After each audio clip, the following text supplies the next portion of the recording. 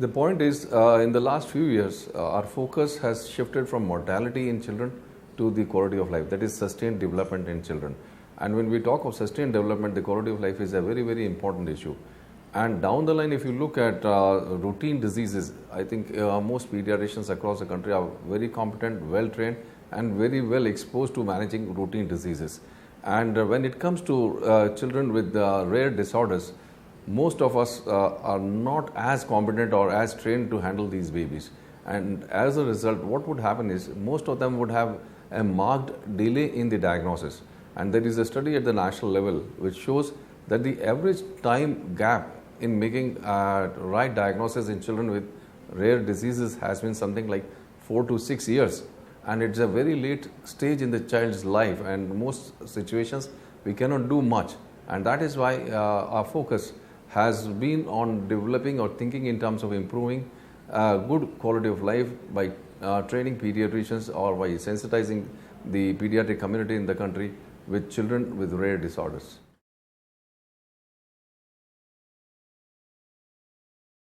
Primarily, if you look at the rare diseases, the instance, the number of babies suffering from rare diseases is collectively very, very large.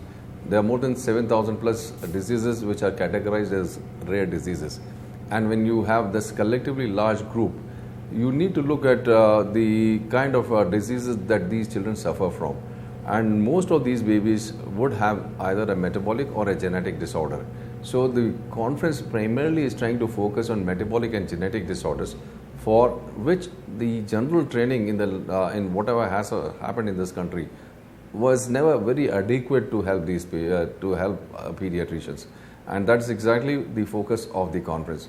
We are more focused on metabolic and genetic disorders, and that is where we have a workshop which trains individuals on understanding the genetic disorders. How do you diagnose them, when do you suspect them, and when you suspect, what investigation needs to be ordered, and how do you interpret these investigations, what sample needs to be sent, and what are the most appropriate techniques that can help you in establishing a good genetic disorder, and subsequently what are the recent advances in terms of management.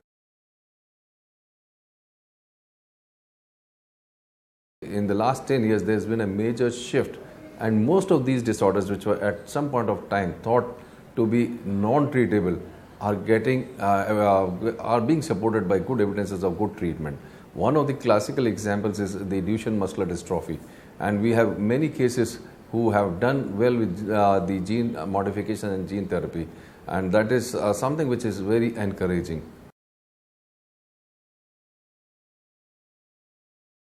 We are going to train and sensitize pediatricians with the newborn screening program, which is still in the infancy in the country. And in the coming 10 years, I believe it's going to be almost a phenomenon. And most pediatricians would need to have a knowledge enough to understand this issue of newborn screening. Number two, because the dynamics of medical management are constantly changing, and this dynamics clearly gives us a clue that you need to upgrade your skills, and that is where the newborn screening program, which is going to be there in the country, across the whole of the nation. I think every pediatrician would need to be informed about it.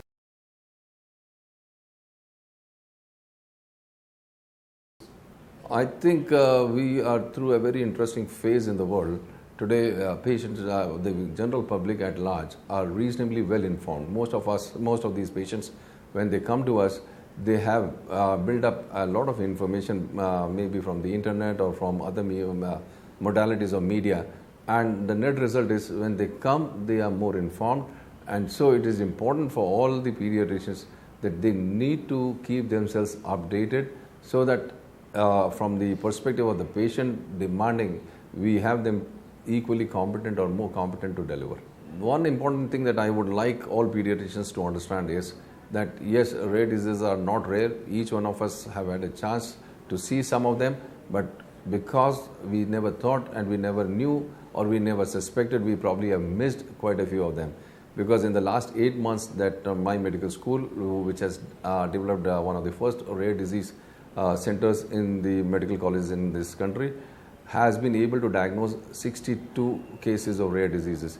and it's a fairly big number. And believe me, we never diagnosed. This medical school is more than 30 years now, and we never diagnosed so many cases. And it is only that you need to be sensitive, you need to be suspecting, and you need to be knowledgeable.